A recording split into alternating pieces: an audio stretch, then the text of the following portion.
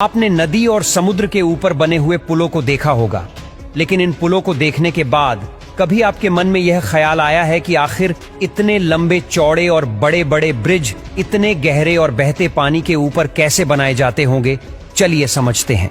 एक प्रकार का ब्रिज सभी जगह बनाना संभव नहीं है, इसीलिए ब्रिज भी जगह के आधार पर 3 तरह के बनाए जाते हैं: बीम ब्रिज, सस्पेंशन ब्रिज और आर्क ब्रिज। और एक पुल ज्यादा से ज्यादा वजन तब तक झेल सकता है जब तक इसके ऊपर पड़ने वाला वजन इसमें मौजूद पिलर्स की मदद से जमीन तक ट्रांसफर होता रहे, जिसमें पुल की नींव यानी कि फाउंडेशन सबसे अहम भूमिका निभाती है, जिससे पुल को कोई नुकसान नहीं पहुंचता और पुल के आधार पर ही इसकी फाउंडेशन को लेकर पहले ही प्लान बना लिया जाता है, जिसके लिए इंजीनियर्स 3 मेथड का यूज करते हैं।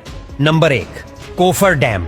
आसान भाषा में कहा जाए तो पानी के बीच में रखी जाने वाली नींव को कोफर डैम कहते हैं। पुल जिस नदी या समुद्र पर बनाया जा रहा है उसके हिसाब से इन्हें गोल या फिर स्क्वायर शेप में बनाया जाता है, जो काफी मजबूत और स्टील से बनाया जाता है। इसे क्रेन की मदद से पानी के एकदम बीच में टकाया जाता है। मशीन की सहायता से साइड से ठोक ठोक कर अच्छे से पानी के नीचे की सतह में घुसा दिया जाता है ताकि वह अच्छे से सेट हो जाए, और एक मोटर की मदद से इनके अंदर का पानी खाली कर लिया जाता है। और जब इसमें नीचे की सतह की मिट्टी दिखाई देने लगती है तब इसके अंदर जाकर इंजीनियर्स कोंक्रीट, सरिये और स्टील जैसी चीजों की मदद से मजबूत फाउंडेशन और पिल्लर बनाने का काम शुरू करते हैं। जब पिल्लर और फाउंडेशन सूख जाता है तो कोफर डैम को वहां से हटा देते हैं। लेकिन हर बार पोल बनाने में इस तरीके का इस्तेमाल नहीं किया जा सकता, क्योंकि जब पानी ज्यादा गहरा हो तो प्लान पूरे तरीके से फ्लॉप हो जाता है। दूसरा मेथड, बैटर पायलट्स। कभी कभी इंजीनियर्स को नदियों और समुद्र की गहराई भी पता नहीं होती और पानी का बहाव भी काफी तेज होता है। वहां मशीनों से ऐसी जगह ढूंढी जाती है जहां की मिट्टी और जमीन पिलर बनाने के लायक हो। फिर वहां सबसे पहले बड़ी बड़ी एडवांस मशीनों की मदद से बड़े बड़े गड्ढे करके स्टील या लोहे के पाइपों को मशीन की सहायता से सीधा करके धीरे धीरे पानी में डालते हैं।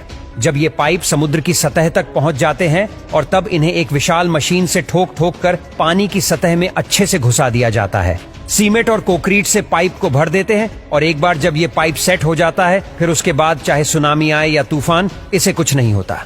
अब पानी के बीचों बीच एक मजबूत और ठोस फाउंडेशन रेडी है जिस पर हम आसानी से पुल बना सकते हैं। उसके बाद इन पिलर्स के ऊपर इन सीमेंट कोंक्रीट के ब्लॉक को बड़ी आसानी से क्रेन की मदद से फिट कर दिया जाता है और यह सीमेंट कोंक्रीट के ब्लॉक किसी दूसरी जगह पर तैयार होते हैं। ब्रिज का आधा काम बाहर फैक्ट्री में किया जाता है और आधा काम समुद्र या नदी में, और जब यह ब्लॉक जुड़ जाती है तब इन पर रोड का काम किया जाता है। तीसरा मेथड, काइसन।